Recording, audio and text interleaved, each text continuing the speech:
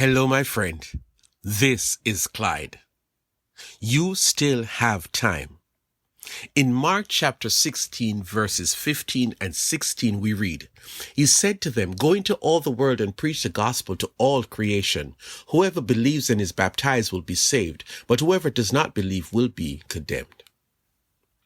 There'll be lots of people talking today about the Oscars, the smacking, the winners, the fashion. It is a good break from the regular news. When you get together with your guy friends, you talk. There is no shortage of talking points among men, such as Tom Brady reversing his retirement, or the war in Ukraine, or politics in your country, or Bitcoin and wealth building, or girls. Then there is a phone call inviting you to a shopping trip to the newest mall in the county. You suddenly make time to join your friends because there is a promise of some deals that you might never see again. And besides, you get away from the drudgery of housework and get to spend some time with your girlfriends. And then there is the ever-present demand to complete a term paper, and the semester is racing to a close and you still need to get ready for finals.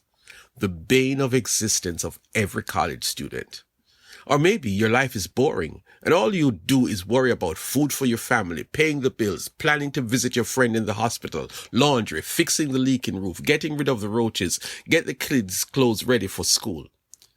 Some things in our lives get shifted to the top of our priority list for whatever reason.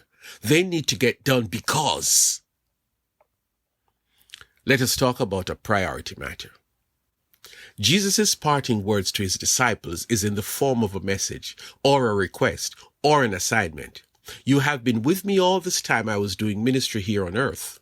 Well, my time is up and you guys are being appointed to continue the work that I have started, and I'm ensuring you that you are going to be equipped and empowered to do a good job.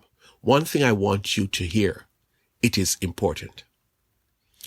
Well, it is the end of the first quarter of the new year and soon it will be Christmas. We're only 9 months away from the celebrations and following the celebration, the time of reflection. What have I done for Jesus this year? You remember having that conversation last year and the year before and the year before?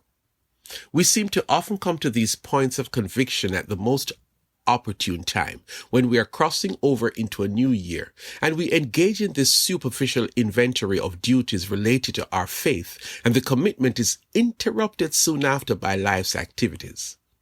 Well, let us do the inventory now, 3 months after the start of the year, so we can make some decisions. Maybe we still have time to rearrange our priorities. Have you ever been tortured with the unchangeable fact that someone you know, a relative or a friend, died some time ago, and you have a strong feeling that they died without accepting Jesus as their Savior? You are pretty sure they did not, although you grab onto some far-fetched incident to give you hope that one day you might see them in heaven, or to absolve your guilty conscience. You had numerous opportunities to share Jesus with that person and you kept on postponing, hoping for a more convenient time. You fully well know that the best time is now, since no one is promised a tomorrow. At least one of us might not see tomorrow. But still many of us never open our mouth and say, Can I talk to you about my faith?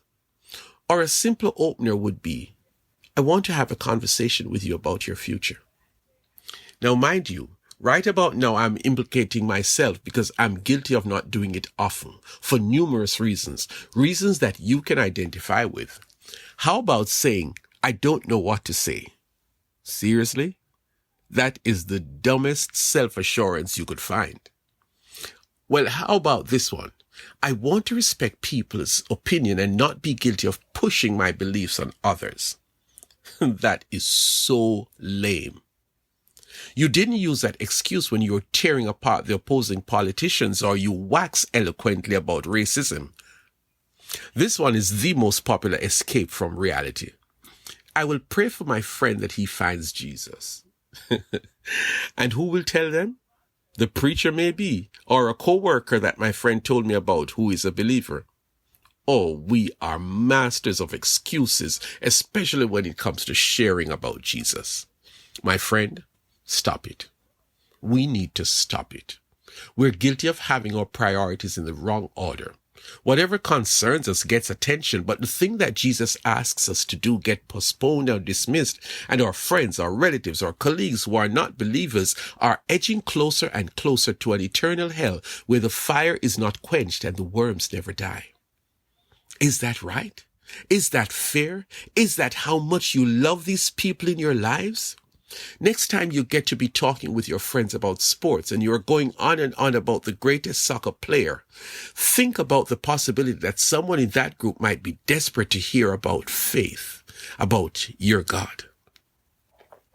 It's the end of March, and in theory, you still have time to tell someone about Jesus. I say in theory because you are not planning to die tomorrow or just after Mother's Day or after your next birthday. So for purposes of this conversation, you still have time. Not a lot of time, but you have time to start sharing the gospel with people who have never made a decision to be a part of your faith community. And guess what?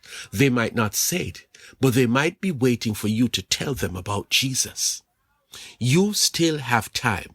Not a lot of time, but today is a good day to start. Begin with one person while you have time. Well, if you have any questions from listening to this message, send me an email to friendofclyde@gmail.com.